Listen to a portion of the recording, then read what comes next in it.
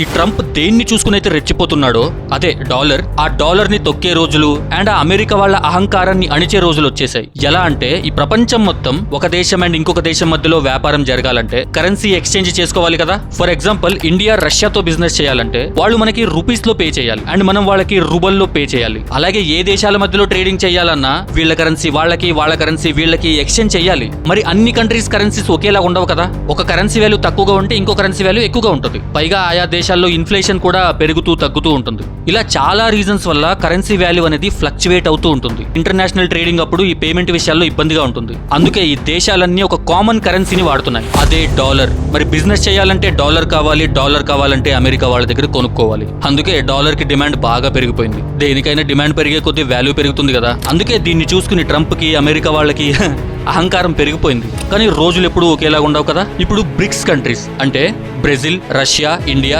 China, south Africa, ఇప్పుడు ఈ bricks దేశాలన్నీ కలిసి డాలర్ కి బదులుగా ఒక కొత్త కరెన్సీని వాడే ప్లాన్ లో ఉన్నాయి. అదే బ్రిక్స్ కరెన్సీ. ఇది ఏ దేశానికి సంబంధించిన కరెన్సీ కాదు. ఇది బిజినెస్ కోసం మాత్రమే వాడే ఒక కామన్ కరెన్సీ. ఈ కరెన్సీ నోట్ లో మన ఇండియా కూడా ఉంది అండ్ ఈ కరెన్సీ జస్ట్ ఇంకా ప్లానింగ్ స్టేజ్ లో ఉంది. ప్రపంచం మొత్తం జరిగే గ్లోబల్ ట్రేడింగ్ లో 40%, ఇది చాలా ఎక్కువ, 40% ట్రేడింగ్ ఈ బ్రిక్స్ కంట్రీస్ వల్లనే జరుగుతుంది. ఈ బ్రిక్స్ కరెన్సీ కానీ చలామణిలోకి వస్తే ఈ కంట్రీస్ అన్ని డాలర్ ని వాడటం ఆపేస్తాయి. ఆటోమేటిక్ గా డాలర్ కి డిమాండ్ తగ్గిపోతుంది. అలాగే వాళ్ళ అహంకారం తగ్గుతుంది.